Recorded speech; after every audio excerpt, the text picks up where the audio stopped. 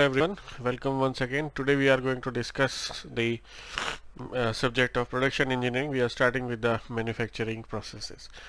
So this is one of the most important subjects as far as the mechanical engineering is concerned, as we have to convert the resources available in the form of raw materials into the finished goods required for the various purposes of the society. So here we will be discussing the various types of production processes. To name a few, these are casting and machining,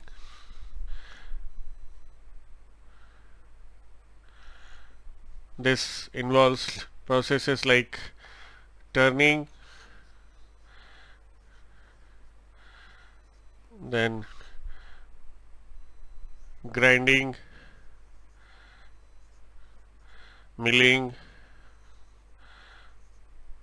then we have reaming, etc., etc., boring, broaching, etc. These are only a few to name.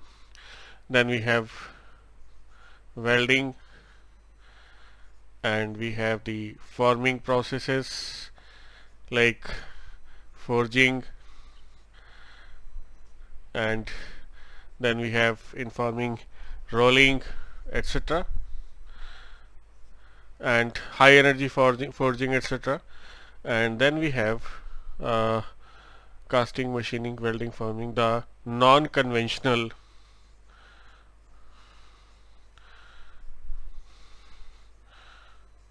processes, also known as a few modern manufacturing processes like laser beam machining, laser welding, abrasive jet machining, etc., etc. So I have given a names of few operations. So we are starting with machining operation. Now let me give you a brief idea that what is the need of a particular machining operation, If you leave the welding, because here we need the welding operation, for that is also known as fabrication, for the purpose of joining two metals, non-metal, one metal, one non-metal, similar or dissimilar. This is the broad definition which every mechanical engineer knows, and you as a student must have done this type of job in your practicals, welding operation. So this is a very broad area. Every branch, as which we have mentioned here, a few of them, this is a separate subject and will be dealt accordingly on this channel. So if for example I have to make a disc, so this disc I can make by with the help of a billet. I take first and then make the disc, or it will look like this.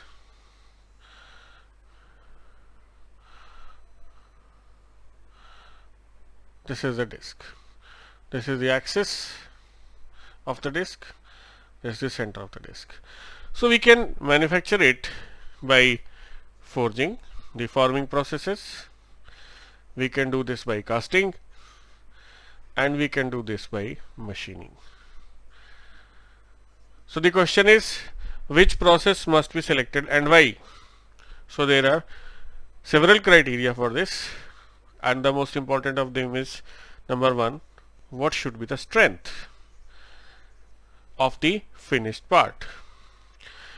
So we have to consider in any if you use any of these operations, if the strength required of this the strength should be high, that is our requirement of the finished part, then which of these processes must be selected. Then we have dimensional accuracy.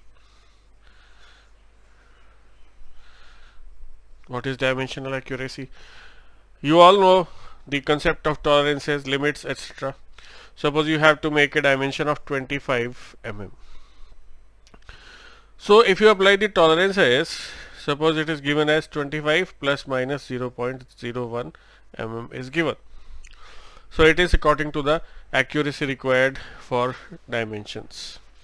So dimensional accuracy you have to consider, and strength you have to consider, and ease of manufacturing also you have to consider.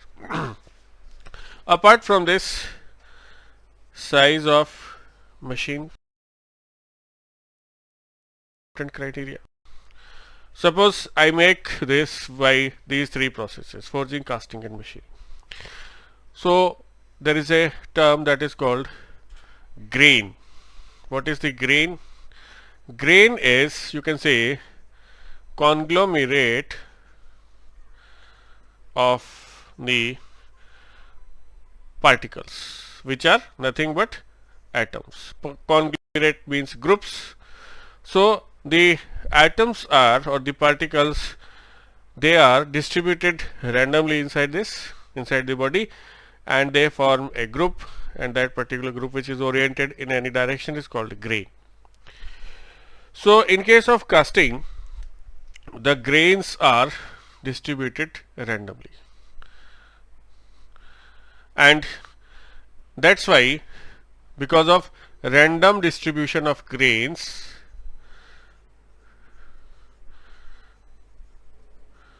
in casting is weak.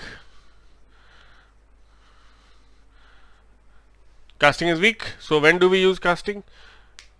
When the material which is required can easily be cast, like we have cast iron.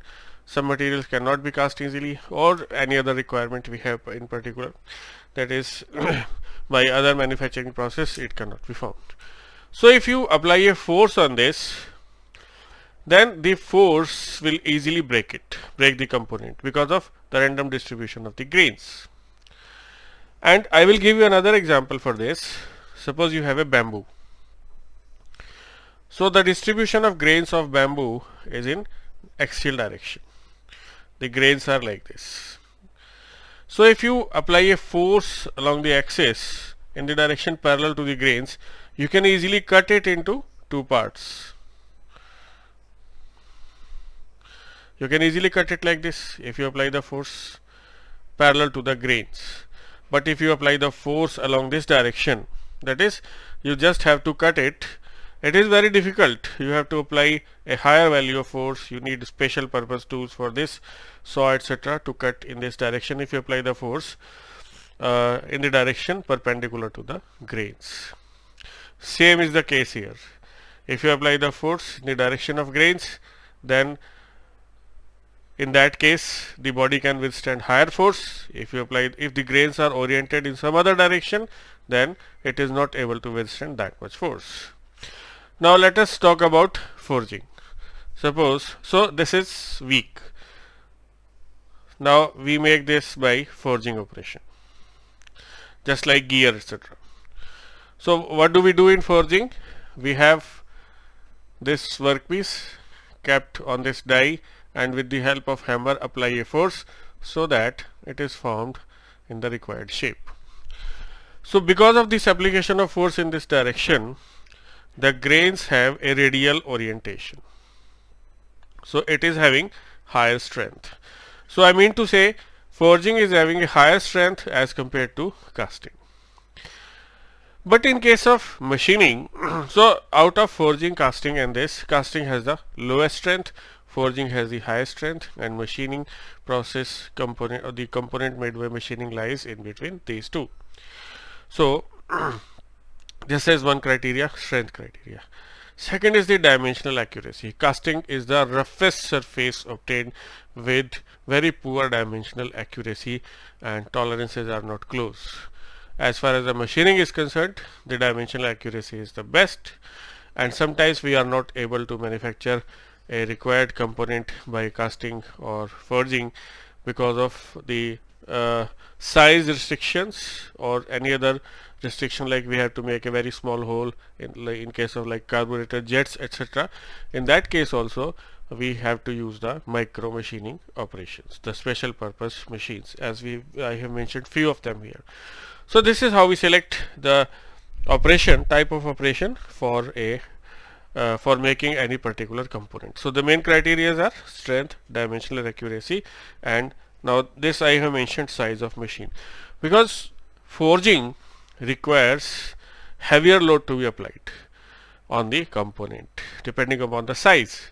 So as a result, heavy machinery is required for that, and that is also a criteria for manufacturing operations. So it does not mean that if heavy machinery is required for forging or strength of casting is worst, in that case casting can be replaced by machining or forging can be replaced by casting. It is not the case. So depending upon the requirement, we select the machining operation. Now after this, let us introduce let me introduce you some basic terminology of the machining operations. So here we use two terms. One is machine tool, like we have lathe, we have shaper, then I have planer, grinding wheel, etc., milling cutter, etc., milling machine, not cutter, and then we have the cutting tool.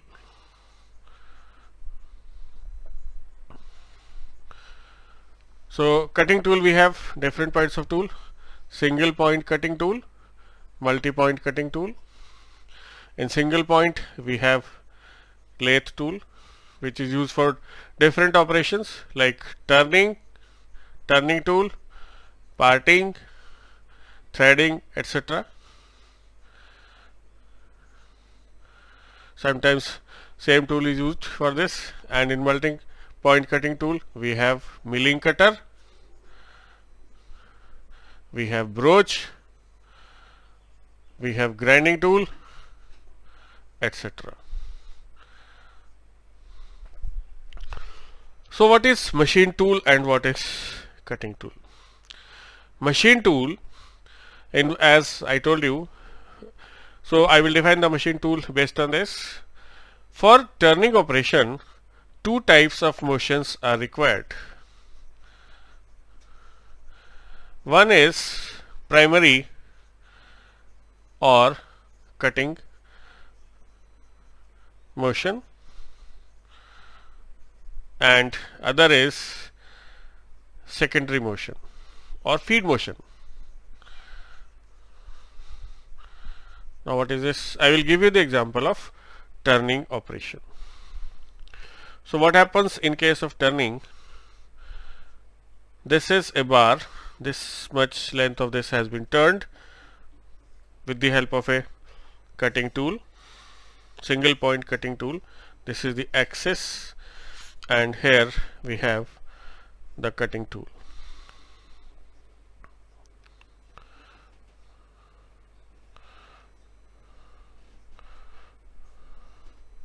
This is our cutting tool. So what is happening here?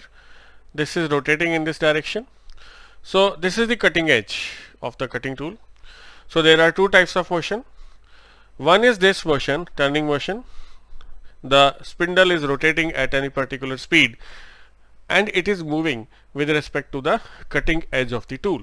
The single point cutting tool is having two edges, primary and secondary. This is the top view. This we will also be discussing this. This is the cutting edge and the job is moving with respect to this. There are two cutting edges. The job is moving with respect to this and this. So that motion is called the cutting motion.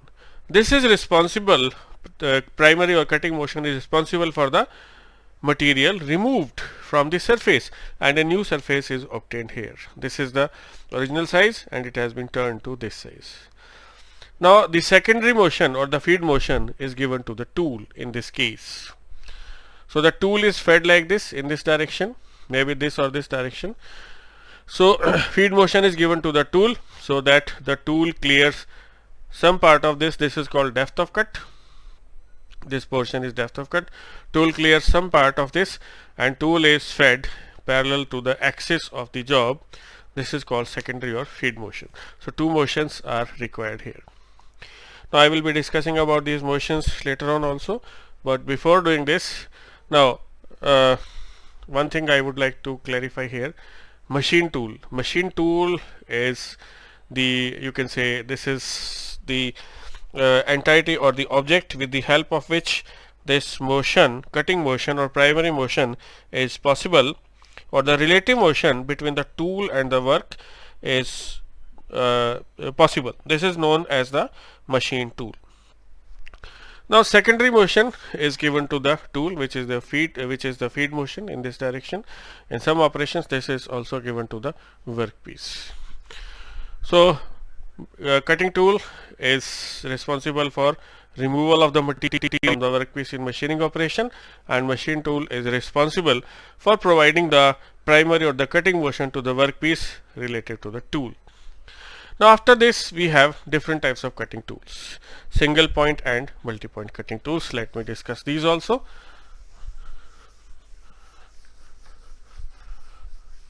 What is a single point cutting tool? What is a multi-point cutting tool?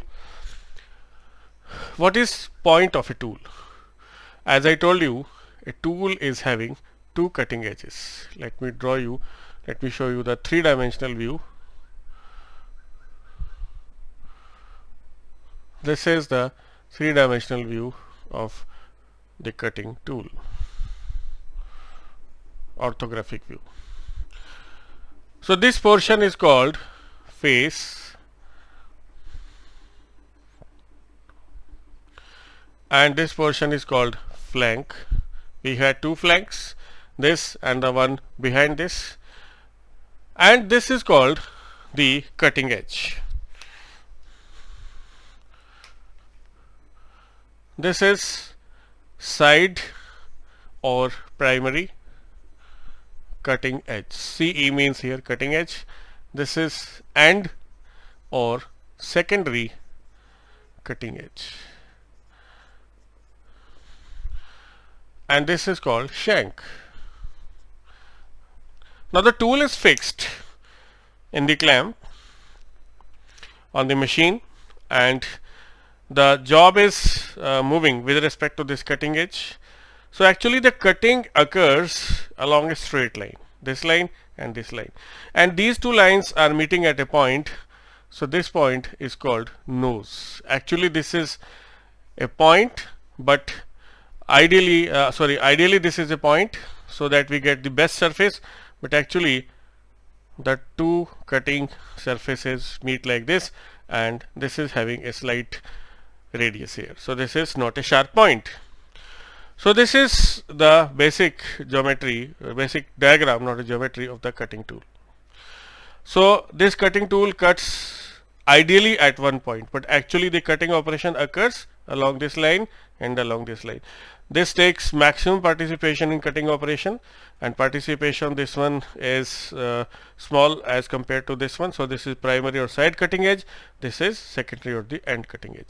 So these two meet at a point that is known as the nose. So this nose, at this nose we say that ideally the cutting operation is occurring. Actually this occurs along the edges.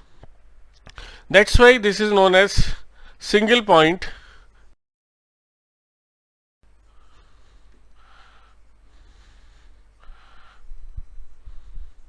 SPCT. What happens in case of the tool which are used on machines other than the lathe machine? This type of tool is used on lathe machine for turning operation. We have different types of operation, to name a few: turning, and then threading, parting, shouldering, etc. There are some other operations which we'll be discussing, on which the question is generally asked in the exam, that all of those we will be discussing here. Then we have multi-point. MPCT means multi-point cutting tool. Why it is multi-point? Because the cutting operation occurs not at one point, it occurs at different points. There are several points. So you can say that it is a multitude of single point cutting tool. So we have grinding wheel, we have milling cutter, broach, etc. These are known as multi-point cutting tools. Now if I show you the diagram of a milling cutter,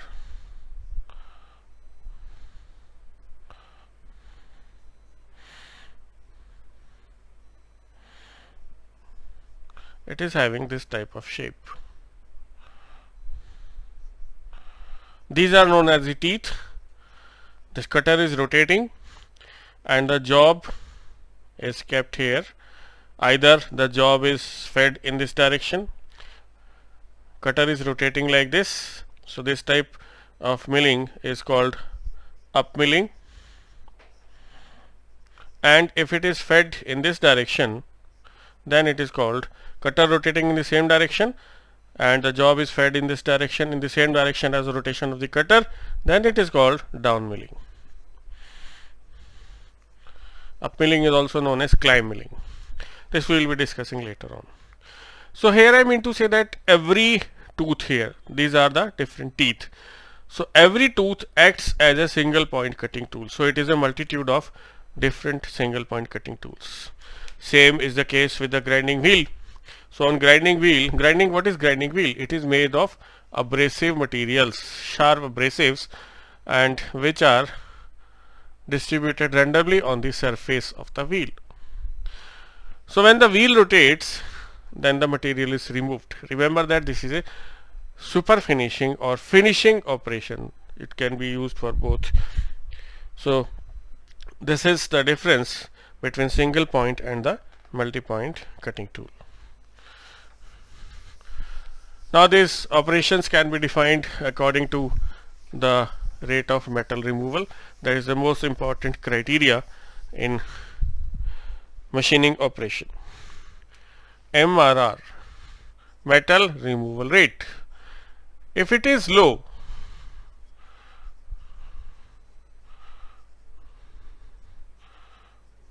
if it is high, then it is general machining operation like turning, that is rough turning. If it is low, then it is finishing operation. Here I am not mentioning this with respect to SPCT or MPCT, general operation. If it is medium, then this is also finishing, and here it can be super finishing also.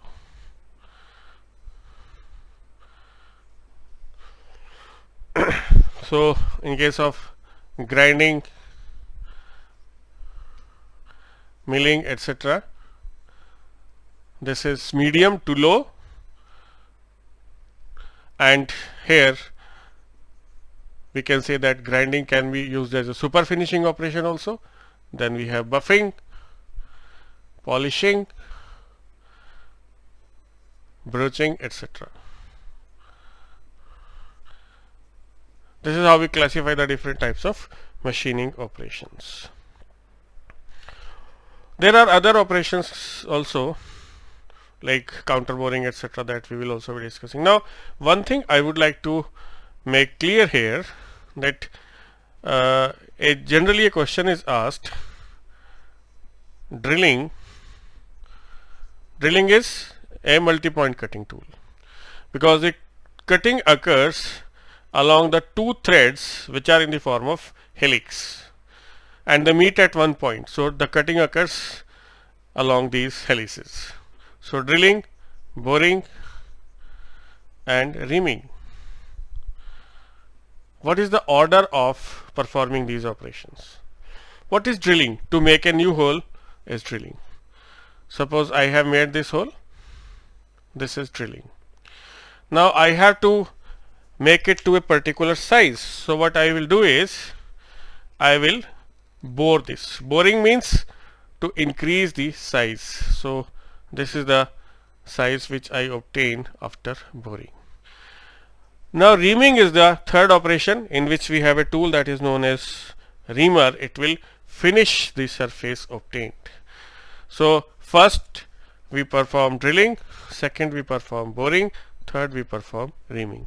This question is frequently asked in the exam, that which of these is performed first and which of these performed last.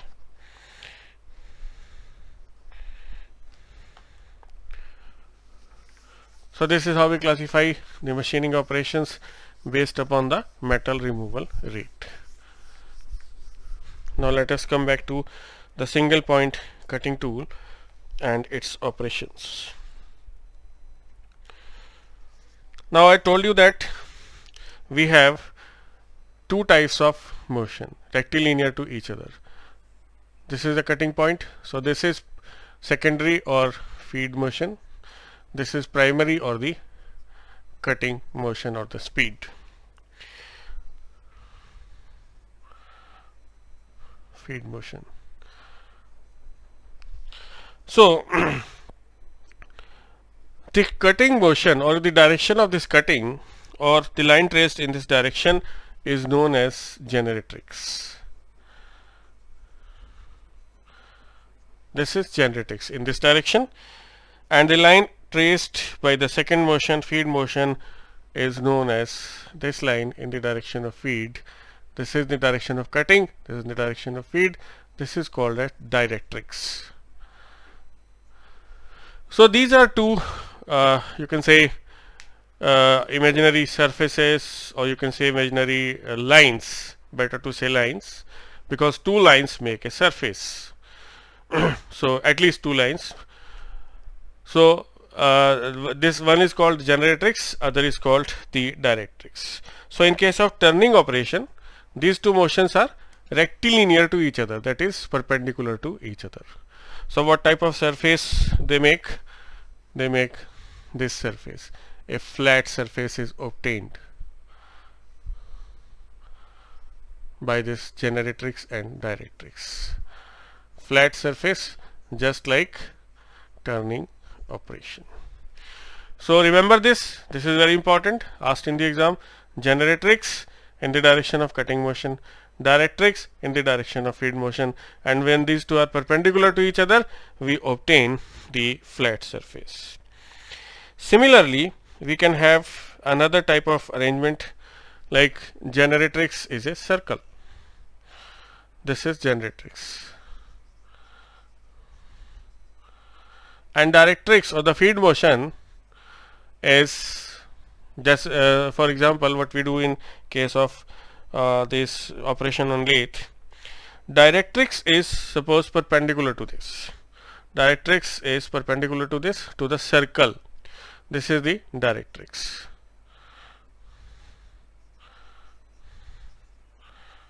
This is directrix and this is generatrix.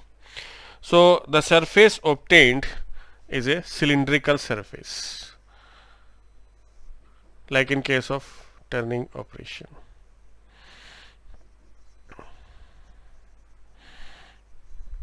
This is the cylindrical surface which we obtain if the directrix is perpendicular to the generatrix, and generatrix here is a surface, here is a circle. So this surface is called a cylindrical surface. So we can obtain different types of surfaces or a series of such surfaces which are just the combinations of generatrix and directrix. There can be another example also. If directrix here is a circle, like that. Here you can say that directrix here, sorry, this is generatrix is the circle, and directrix is in the direction of a diameter. Here it is perpendicular to the plane of the circle. You can show the direction by this. This is the feed motion, this is the directrix. Here it is in the direction of the diameter, directrix. This is the directrix. This is generatrix. This is the feed motion. So here you will get two lines. The surface will be in the form of two lines which are generated because of intersection of or the envelope of the circles. So this line and this line, they are produced.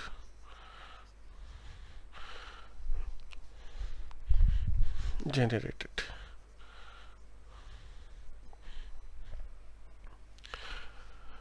So this type of surfaces. Now one thing, so this should not be turning, sorry, I have written turning here. So this is like in case of the machine tool operation of you can say shaping, in which the tool is moving, reciprocating, and the job is fed perpendicular to it. In that case, this type of surface is obtained. So this is known as this process. In the third case, the final surface geometry, which is given by the envelope of the this generatrices, which are the circles, and if you join all these points, you will get two lines. So this process is called generation. This is called generation, and all other these are called tracing operations. So there are two types of operations basically. One is generation and other is tracing. So we can classify these processes accordingly: generatrix and directrix.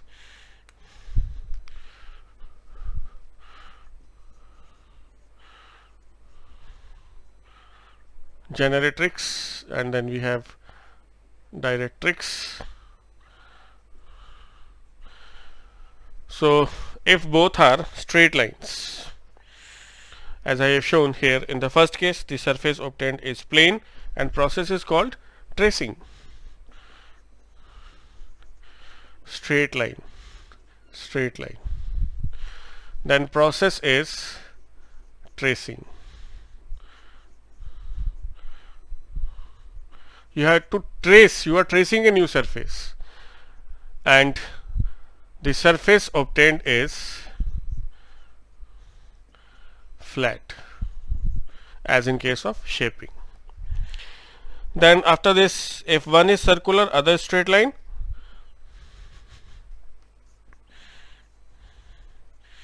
circular and straight line. Directrix is circular, generatrix is circular, directrix straight line.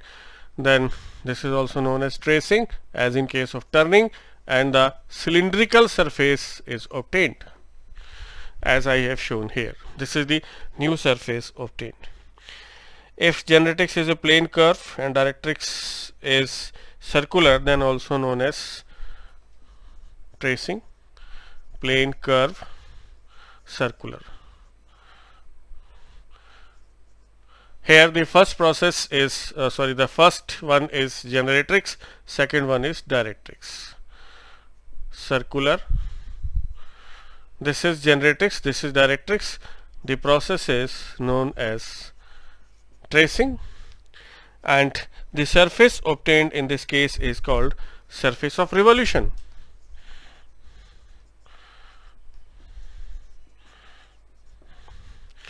And in the end, which I have shown here, the first one is circular, second is straight line. The process is called generation, and we obtain straight lines like this: circular, and directrix is a straight line. The process is called generation. We are generating a new surface. So generation and the straight line we obtained, two straight lines. In practice, we obtain a surface, not two straight lines. So ideally these should be two straight lines, but in practice plane surface are obtained, and this is called generation process. So this is the basic concept of directrix and generatrix, and let me remind you that this is one of the most important concepts. Now after this we have the machining operations, single point cutting tool I am referring, the machining operation with respect to the movement of the material removed and the direction of the material removed with respect to the cutting tool.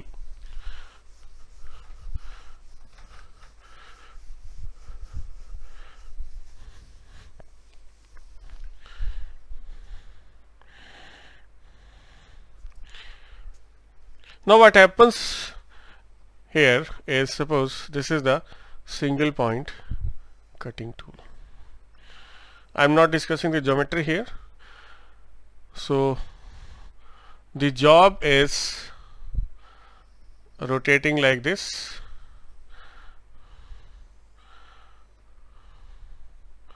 and this portion is removed because of the relative motion, and it is moving like this along this surface. So this is called the rake surface. This one is flank. We have a flank on the other side also. So the material which is removed here moves and is known as chips. Chip is the removed material. We have different types of chips: continuous, discontinuous, and with the built up edges that we will be discussing. This is the job, this is the center, rotating like this. Primary or the cutting motion, tool is fed like this inward or outward direction, that is secondary or the feed motion. So the chip, the material removed in the form of chips, moves over this rake surface. So a question is asked very frequently in the interviews: why rake angle or surface is provided to the tool, provided on the single point cutting tool? The answer is so that the removed material in the form of chips moves over this easily, so as to minimize the friction. If you have a flat surface not inclined at any angle to the horizontal, it is inclined in two planes actually, which I will be discussing. So here I am explaining only this question, that if you don't provide the rake surface or the rake angle, in that case the friction will be very high, and as a result the tool material will be removed along with the chips. That's why we provide the rake angle or the rake surface. So this type of machining is called orthogonal. So we have two types of machining, orthogonal and oblique. What is orthogonal? What is oblique? We assume that the primary or the cutting motion, the workpiece or the cut part of that in the form of chips, that is moving on this rake surface of the tool. So workpiece is moving relative to the cutting edge in a direction perpendicular to the cutting edge. So if we have this cutting edge of the tool, then the workpiece is moving perpendicular to this in this direction. So this angle is 90 degree. This is the cutting edge. This is one cutting edge. Here we have the other cutting edge. This is called nose of the tool. But actually this does not happen. That's why the actual machining operation is called oblique machining operation. So this is nothing, orthogonal machining is nothing but the simplified version of the actual or the oblique machining operations, because the oblique machining operation is not possible to be explained on a plain paper by drawing the diagram of this. So to make the student clear with the concept of machining operation, orthogonal machining operation has been introduced. Actual machining operations are all oblique machining operations. So I will explain you what is the difference between these two in orthogonal and oblique machining operation. So we have this workpiece, and this is the material removed which is flowing over the rake surface, and this is the single point cutting tool. It clears the job This is a single point. Only the front portion of this has been shown here.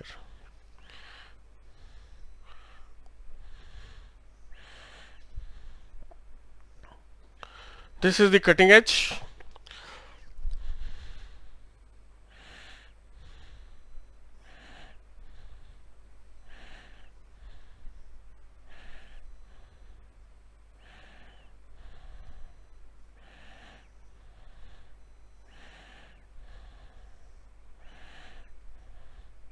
This is the cutting edge. So this is the diagram. So here we have the chips or the material removed flowing over this rake surface, rake face of the tool. And the primary motion is provided. Because of that, the material is removed, and we have the feed motion. So this is the direction of the feed motion. Now let me draw the axis. This is the axis or the cutting edge. This line represents the cutting edge. So the feed motion is, or the motion of this cutting speed is it is perpendicular to this cutting edge. So this angle is 90 degree. This angle is 90 degree. You can say that this is the cutting speed or the direction of cutting speed, and the angle between this and the cutting edge of the tool is 90 degree. So here you can say that this is direction of relative motion.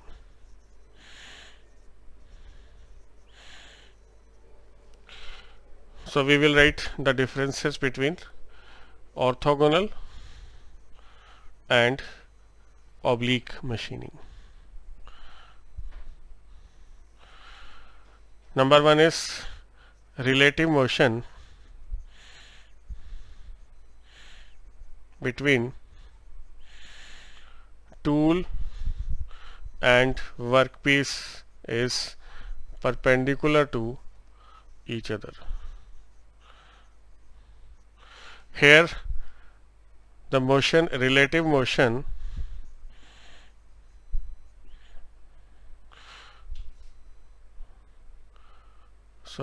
relative motion between tool and workpiece is perpendicular to the tool cutting edge. Here it is inclined to the tool cutting edge.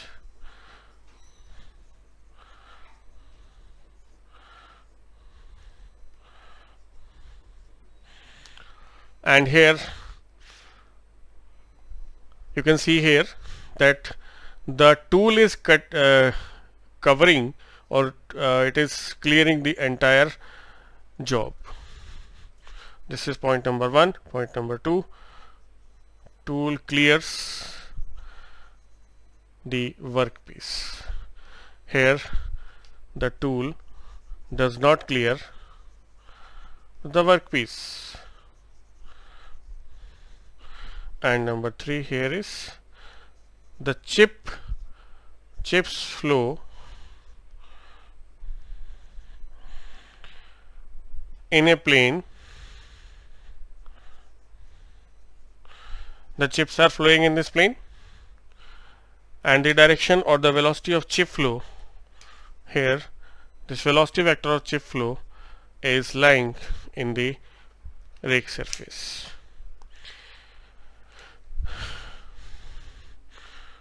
Which is called the rake face of the tool, and velocity vector of the chip flow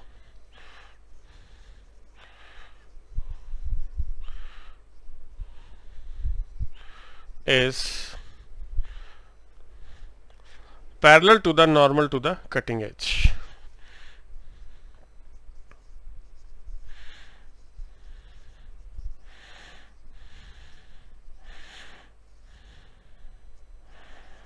And here velocity vector is inclined. Chip velocity vector is inclined. Now how it is inclined, I will show you with the help of another diagram.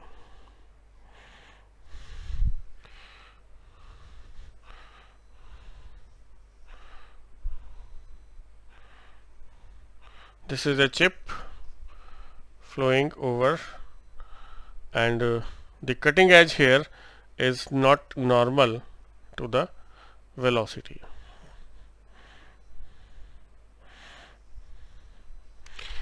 So this is the workpiece which I have shown here. The cutting edge, the velocity is in this direction, and cutting edge is like this. This is the cutting edge, and it is not perpendicular to the direction of motion. It is inclined at some angle here.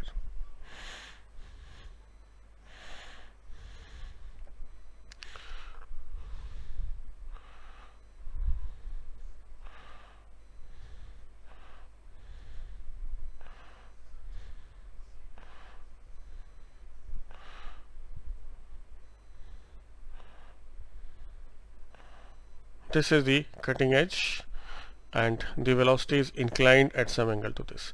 Means this is the cutting edge, the velocity is not normal to this, though it is appearing to be normal in this direction. So this angle is lambda is not equal to 90 degree. Here this angle is 90 degree. Lambda is this angle, this is 90 degree. Means this is the cutting edge, this is the cutting edge, and the velocity is in this direction. The relative velocity between tool and workpiece is in this direction. So this angle lambda is not equal to 90 degree. So the chip are flowing in this direction. Chip velocity, this is the normal to this cutting edge in this plane, rake surface, and chip velocity is inclined at some angle to this. This is chip velocity. So this is how we define the difference between the oblique and the orthogonal cutting. Actually what we study is the orthogonal cutting here, but the actual processes are termed as oblique cutting operations. So ideally we study this, and actually the operations are oblique machining or cutting operations.